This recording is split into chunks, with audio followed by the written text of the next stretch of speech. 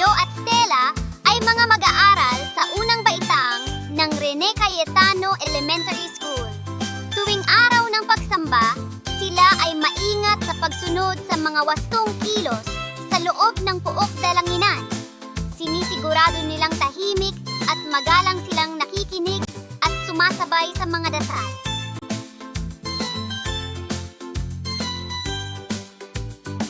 Kahit sa labas ng simbahan, patuloy pa rin ang kanilang mabuting asal sa pamamagitan ng pagiging magalang sa kapwa at pag-iwas sa pagsigaw.